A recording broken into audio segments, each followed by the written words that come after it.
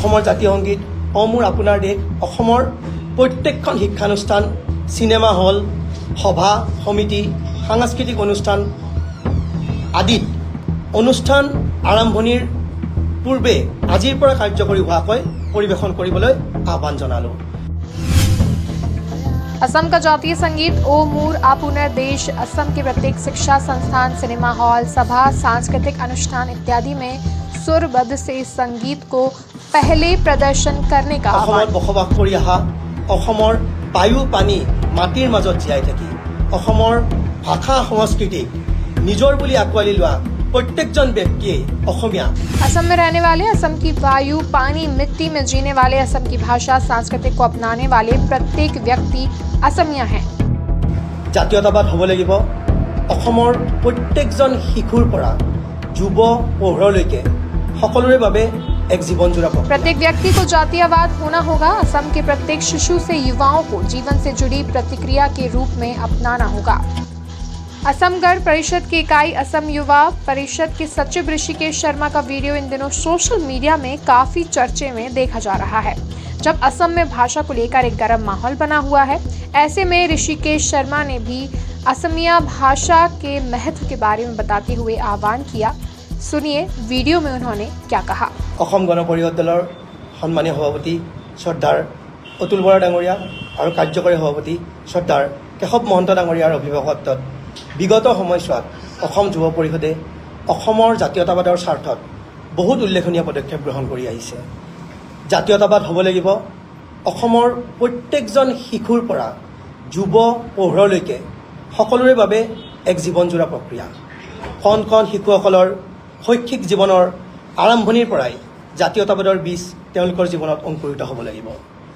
যোৱা 25/7/2026 তাৰিখে হোৱা অসম যুৱ পৰিষদৰ কেন্দ্ৰীয় কাৰ্যনিৰ্বাহক সভাৰ এক গুৰুত্বপূৰ্ণ সিদ্ধান্ত মৰ্মে অসম যুৱ পৰিষদে অসমৰ জাতীয় সংগীত অ মোৰ আপোনাৰ দেশ অসমৰ জাতীয় সংগীত অ মোৰ আপোনাৰ দেশ অসমৰ প্ৰত্যেকখন শিক্ষানুষ্ঠান চিনেমা হল সভা সমিতি সাংস্কৃতিক অনুষ্ঠান আদিত অনুষ্ঠান আৰম্ভণিৰ পূৰ্বে আজিৰ পৰা কাৰ্যকৰী হোৱাকৈ পৰিৱেশন কৰিবলৈ আহ্বান জনালোঁ। অসমত বসবাস কৰি অহা অসমৰ বায়ু পানী মাটিৰ মাজত জীয়াই থাকি অসমৰ ভাষা সংস্কৃতিক নিজৰ বুলি আঁকোৱালি লোৱা প্ৰত্যেকজন ব্যক্তিয়ে অসমীয়া আৰু অসমৰ প্ৰত্যেকটো জাতীয় চেতনা জড়িত থকা বিষয়ত তেওঁলোকৰ কোনো মতানৈক্য নাথাকে বুলি অসম যুৱ পৰিষদ দৃঢ় বিশ্বাসী। অসম যুৱ পৰিষদৰ মতে জাতীয়তাবাদ এক ক্ষণস্থায়ী প্ৰক্ৰিয়া নহয়, ই চিৰন্তনলৈ প্ৰভাৱান হৈ থাকিব লাগিব। অতীজলৈ আজিৰ পৰা অতীজলৈ সদায়লৈ প্ৰভাৱান হৈ থাকিব লাগিব। 29 ফেব্ৰুৱাৰী 2016 চনত অসম চৰকাৰৰ দ্বাৰা জাৰি হোৱা নম্বৰ CAD 330/2013/Part 2/212 নম্বৰৰ এখন ঘোষণাপত্ৰত এই বিষয়ে উল্লেখ আছে। লগতে এই বিষয়ৰ লগত জড়িত যিখিনি নিয়মাৱলী আছে, যেনেদৰে আমাৰ জাতীয় সংগীতটো আমি কিমান সময়ৰ ভিতৰত গাই শেষ কৰিব লাগিব, সেই বিষয়ে গোটেইখিনি কথা উল্লেখ আছে।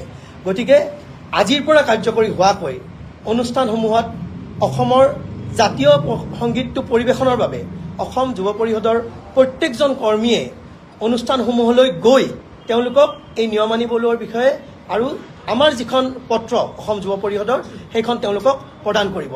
গতিকে এই লাইভৰ জৰিয়তে আমি অসম যুৱ পৰিষদে কেন্দ্ৰীয় কমিটি হওক প্ৰত্যেকখন ডিষ্ট্ৰিক্ট কমিটি আমি সকলোৱে ৰাইজৰ পৰা আশীৰ্বাদ বিচাৰিছোঁ।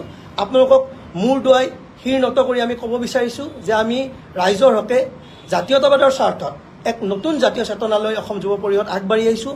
আমাৰ সন্মানীয় সভাপতি শ্ৰদ্ধা অতুল বৰা ডাঙৰীয়া, সন্মানীয় কাৰ্যকৰী সভাপতি শ্ৰদ্ধাৰ কেশৱ মহন্ত ডাঙৰীয়া, তেওঁলোকৰ অভিভাৱকত্বত আমি আগুৱাই আহিছোঁ। গতিকে আপোনালোকে আশীৰ্বাদ কৰিব এই যাত্ৰাত যাতে অসম যুৱ পৰিষদ সফল হয়।